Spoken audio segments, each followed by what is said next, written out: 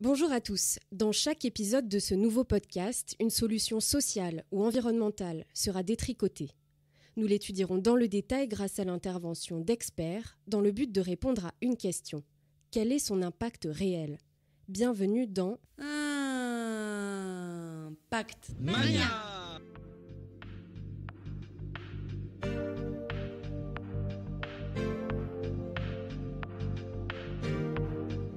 un podcast de Care News réalisé par Théoné Pipvoda.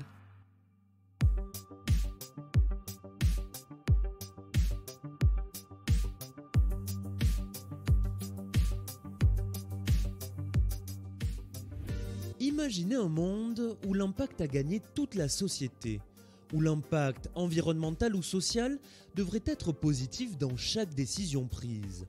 Dans ce monde peut-être, aurait-on réussi à limiter le réchauffement climatique, à réduire les inégalités ? Bon, à ce monde-là, on n'y est pas encore. Alors en attendant, chez Care News, on a voulu apporter notre pierre à l'édifice. Parce qu'on est persuadé que l'on ne peut plus se contenter des messages d'affichage. Il nous faut des preuves. Dans chaque épisode, on va donc passer au peigne fin des solutions à impact. Aujourd'hui, nous allons réaliser une opération médicale périlleuse. Enfilez vos gants, prenez votre stéthoscope et découvrez Ipsos Santé.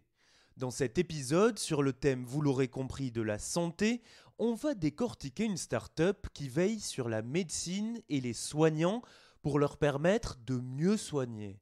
Vous avez compris ? Dit d'une autre manière, Ipsos Santé réinvente la médecine en la faisant passer à l'ère 2.0 pour améliorer la vie des docteurs et des patients. Alors, rentrons dans l'univers de la médecine et partons à la rencontre d'un des cofondateurs, Benjamin Mounier-Lompré. Ipsos, c'est un réseau de cabinets médicaux de proximité, lancé en 2015.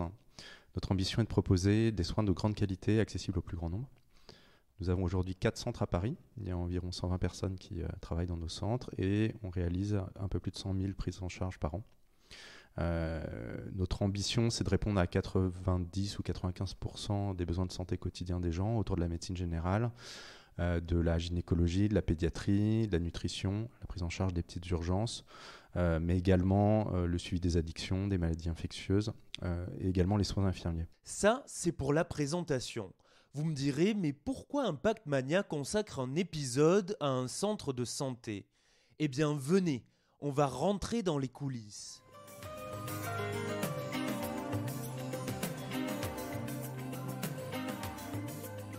Vous le savez, on l'entend partout aujourd'hui, on manque de médecins. Alors, pour être efficace, prendre plus de patients et améliorer la qualité des rendez-vous, Ipsos Santé a eu une petite idée, celle de mettre l'innovation et la recherche au cœur des centres Ipsos. Des équipes pluridisciplinaires avec notamment des ingénieurs travaillent à l'amélioration du fonctionnement du cabinet. Et si la médecine se mettait en mode start-up ? On a été pionnier sur l'utilisation d'un certain nombre d'outils numériques, alors qu'ils sont maintenant, pour la plupart, notamment avec le Covid, rentrés dans les habitudes, mais sur la prise de rendez-vous en ligne, sur la téléconsultation, sur la téléexpertise, par exemple. On a développé un certain nombre de logiciels et de solutions nous-mêmes, donc des logiciels qui permettent, pour résumer, une meilleure efficience et une meilleure ergonomie, donc qui permettent de travailler en réseau, de collaborer en direct de manière synchronisée ou désynchronisée sur les dossiers médicaux entre soignants, donc qui facilite la collaboration et la prise en charge collective. On a aussi beaucoup travaillé sur les algorithmes. Un grand sujet en médecine de ville, c'est l'optimisation des agendas. On a une problématique de gestion du suivi des gens sur la durée quand ils ont des pathologies chroniques, mais aussi de la prise en charge des urgences. Et tout ça fait que la gestion d'un planning, c'est extrêmement complexe. Et donc on a beaucoup travaillé sur des algorithmes qui permettent d'optimiser les plannings, à la fois en ayant des durées de consultation individualisées en fonction du profil des patients et d'un certain nombre de paramètres qui nous permettent de donner le juste temps à chacun et d'éviter à la fois les temps morts et les retards. Et donc tous ces outils technologiques, ils nous permettent d'avoir vraiment de manière très fine la main sur notre organisation et donc de vraiment pousser l'optimisation du temps médical, mais aussi du parcours et de la délégation de tâches. Vous aussi, vous avez déjà connu des rendez-vous médicaux perturbés parce que le téléphone ne cesse de sonner ? Vous aussi, vous avez dû attendre un rendez-vous plusieurs jours alors que votre problème était urgent. Et si c'était fini ? Parce que cette utilisation de nouvelles technologies a des conséquences directes sur le travail du docteur. Les études montrent qu'un médecin généraliste, en moyenne sur une heure travaillée, il va passer que entre 35 et 40 minutes en face de ses patients, ce qui n'est pas beaucoup. Donc nous, effectivement, chez Ipso, on a essayé des gros axes de travail, c'était de recentrer les soignants sur le soin. Et on constate effectivement qu'on y arrive à le faire. Nos soignants, eux, passent en moyenne plus de 50 minutes par heure travaillée en face de leurs patients. Et le résultat de ça, c'est que paradoxalement, on arrive à la fois à consacrer plus de temps médical que la norme à chaque patient. On passe en moyenne 18 minutes en face de chaque patient et sur du temps purement médical puisque le soignant ne va pas s'occuper de facturer, d'imprimer le moindre papier, tout ça est délégué. Donc c'est vraiment du temps de consultation médicale et de relationnel. Et en même temps, on arrive quand même à avoir plus de patients par heure travaillée puisqu'on est à peu près à 3 patients par heure travaillée, ce qui permet aussi de répondre à effectivement une problématique d'efficience, notamment dans un contexte de désertification médicale.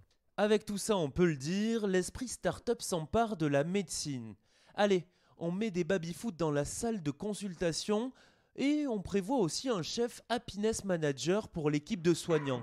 Ah, et peut-être une table de ping-pong, c'est bien ça une table de ping-pong. On peut effectivement dire ça. L'idée, c'est de créer un contexte favorable à l'expérimentation et l'innovation parce qu'on est dans un secteur qui a du mal à se transformer pour plein de raisons, pas seulement culturelles, mais notamment culturelles, et on essaye de créer le contexte qui va permettre cette transformation. Et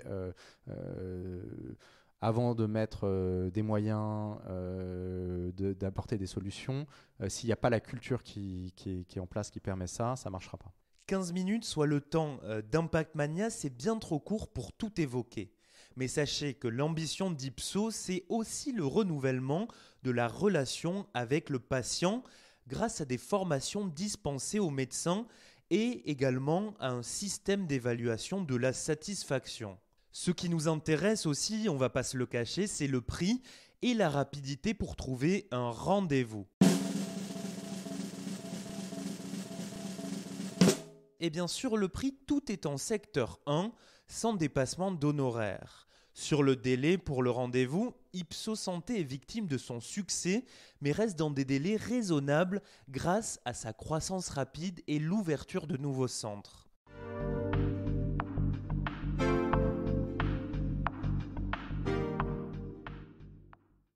Ipso Santé, ce sont des entrepreneurs, mais aussi des investisseurs à impact. Et je suis parti interroger une personne qui a investi dans l'entreprise. Parce que vous le savez, chez Impact Mania, nous considérons qu'ils joueront un rôle majeur dans un monde dirigé par l'impact, en permettant par exemple de faire grandir ses entrepreneurs et ses projets. Alors, qu'est-ce qui a convaincu Laurence Méhaignerie, fondatrice de Citizen Capital ? Pourquoi a-t-elle décidé d'investir ?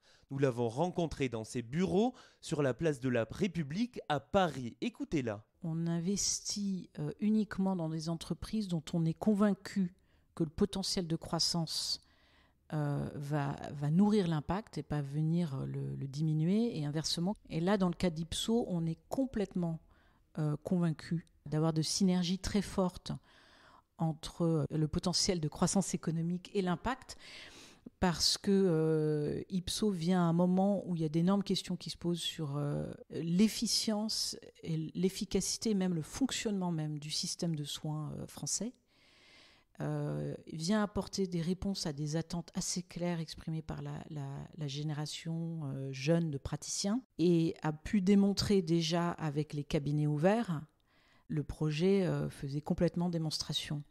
Donc nous, il nous semble que l'innovation qu'apporte Ipso dans le monde médical aujourd'hui arrive au bon moment, arrive au moment où il y a une vraie attente, y compris de la part des pouvoirs publics, qui ont conscience et qui souhaitent maintenant très clairement améliorer l'efficience du système de soins. Laurence Méhaignerie a été convaincue par l'ambition et le potentiel d'Ipso qui pourrait devenir, selon elle, une vraie référence. Ipso a l'ambition de servir les besoins de 500 000 patients d'ici à 2026, avec 20 à 25 cabinets.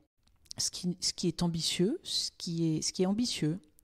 Aujourd'hui, ils ont 5 cabinets et un 6e qui est en train de s'ouvrir en région, ce qui est une première et ce qui fait partie du plan de développement d'Ipso et de sortir de l'Île-de-France. Et ce qui nous a convaincus du potentiel de développement d'Ipso, c'est la façon dont l'entreprise est organisée aujourd'hui. Les rôles sont très bien répartis, l'équipe est de grande qualité. Et ce qui est intéressant d'observer sur les patients, c'est que la zone de chalandise est extrêmement large. Un cabinet comme Nation, par exemple, attire sur toute la périphérie, de même que Ourcq attire sur toute la périphérie 93, Ourcq dans le 19e. Donc on a énormément de patients venant de zones assez lointaines pour l'approche Ipso.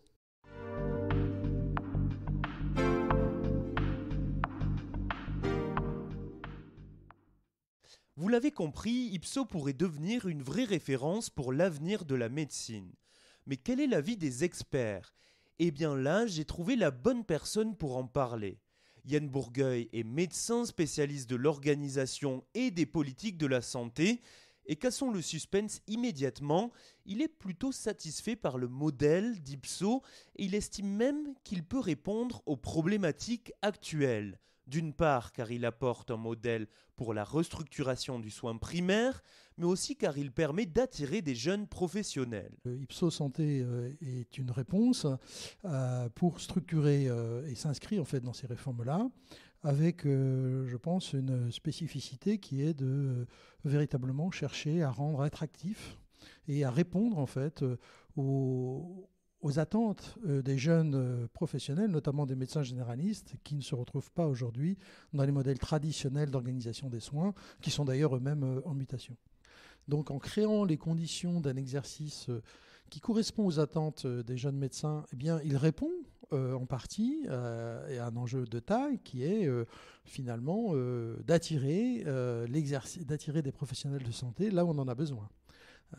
Dans le centre de Paris, peut-être aussi sans doute en petite couronne, dans certains départements. Enfin, là, je pense qu'il semble répondre clairement à cet enjeu-là. Bon, si vous connaissez Impact Mania, vous savez que l'on aime chercher la petite bête.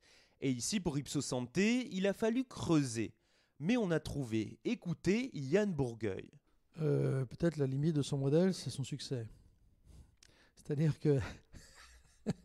Donc, je suis provocateur, mais dans le sens où, en étant résolument moderne et dans une vision très entrepreneuriale, il peut effectivement rencontrer des oppositions et notamment peut-être la crainte de la profession de perdre un peu la main sur son autonomie, sur son organisation.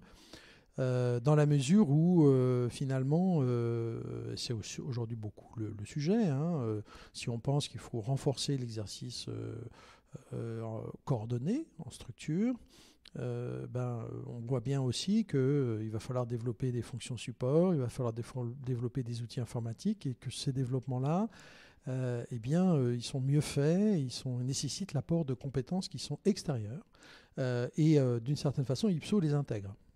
La limite à ce moment-là d'Ipso, ce serait d'être peut-être trop radicalement différent par rapport aux logiques dominantes d'organisation de la profession, qui sont notamment celles qui sont portées par la négociation conventionnelle, les syndicats, etc. Alors, Ipso Santé a-t-il prouvé son impact ? Pour diffuser la bonne parole, n'hésitez pas, donnez votre avis dans les commentaires ou même notez cet épisode. Avant de nous quitter, je remercie Émilie Béraud pour l'introduction et toute l'équipe CareNews pour sa participation. Nous, on se retrouve bientôt sur carenews.com pour un nouvel épisode sur une toute autre thématique. En tout cas, tout ce dont je suis sûr, c'est que l'Impact Mania n'est pas prête de s'arrêter. À très vite.